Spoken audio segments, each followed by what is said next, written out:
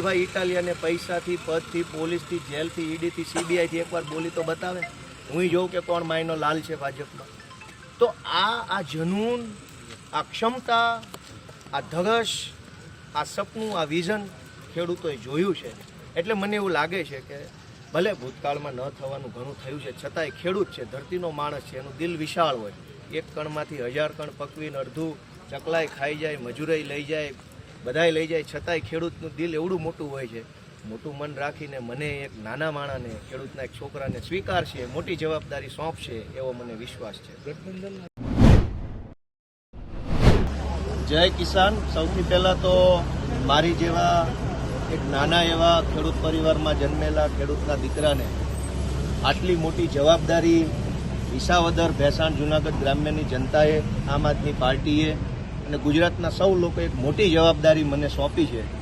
એ બદલ હું સૌનો ખૂબ ખૂબ આભાર માનું છું. મોટી જવાબદારી એટલા માટે કે આ વિધાનસભામાં કેશુબાપા પટેલ જેવા આગેવાનો, ગુરજીબાપા જેવા આગેવાનો, અનેક એવા આગેવાનો આ વિધાનસભાથી આ વિસ્તારને નેતૃત્વ આપી ચૂક્યા છે. આવા ધુરંધર આગેવાનોની ધરતી ઉપર મારી જેવા એક નાના એવા ખેડૂતના છોકરાને તક આપવામાં આવે એ બહુ મોટી ભાગ્યની વાત છે.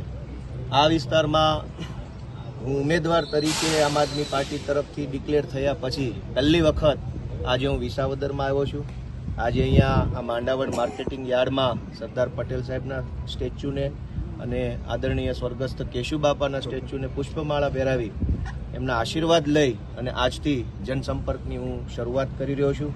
અમારી સાથે અમારા કાર્યકર્તાઓ ભાઈ શ્રી હરેશભાઈ સાવલિયા, ભાઈ શ્રી હિતેશભાઈ વઘાસિયા, અમારા રાજુભાઈ બોરખતરિયા, મહેન્દ્રભાઈ ડોબરિયા, અનેક આગેવાનો, નામી અનામી ખૂબ બધા આગેવાનો પૂરા ઉત્સાહ, જોશ જુસ્સા સાથે ભેસાણ, વિસાવદર, જૂનાગઢ ગ્રામ્ય પંથકની અંદર ગોપાલભાઈ ઇટાલિયાને, આ વિસ્તારના ખેડૂતોને ન્યાય મળે, તક મળે એ માટે લડી રહ્યા છે. વિશેષમાં એટલું કહેવાનું છે કે જે રીતે ગુજરાતમાં, આખા ગુજરાતની અંદરથી વિસાવદર, ભેસાણ અને જૂનાગઢ ગ્રામ્યની જનતાએ હંમેશા ઇતિહાસ સર્જવાનો ઇતિહાસ સર્જ્યો છે કે અહીંયા ઇતિહાસ જ હોય હંમેશા. એક નાના એવા ખેડૂત પરિવારમાંથી આવતા કેશુબાપાને આ પંથક મુખ્યમંત્રી બનાવી દે છે અને મુખ્યમંત્રી બનાવ્યા પછી કેશુબાપા સાથે અન્યાય કરનાર ભાજપને આ જ પંથક ક્યારેય જીતવા નથી દેતું. વિશ્વની કહેવાતી સૌથી મોટી પાર્ટી બની જાય, દુનિયા આખીમાં જીતી જાય, પણ વિસાવદર, ભેસાણ, જૂનાગઢ ગ્રામ્યના લોકો એટલા બળુકા છે કે જીતવા નથી દેતા. તો હંમેશા અહીંથી ઇતિહાસ રચાઈ રહ્યો છે. ત્યારે મને પૂરી એવી આશા છે, મને પૂરો વિશ્વાસ છે કે ફરી એક વખત ઇતિહાસ આ જ વિસાવદર, ભેસાણ, જૂનાગઢ ગ્રામ્યથી રચાશે. હજારો લોકો સ્વયંભૂ એક ક્રાંતિ આવવાની હોય એવી રીતે આ ક્રાંતિની અંદર જોડાશે, આ ચૂંટણીની અંદર જોડાશે, મને આશીર્વાદ આપશે, એક ખેડૂતના દીકરાને, એક નાના માણસને આશીર્વાદ આપશે અને ગુજરાત આખાનો અવાજ બનવા માટે થઈ અને મને વિધાનસભા સુધી પહોંચાડવા માટે તક આપશે એવો મને વિશ્વાસ છે.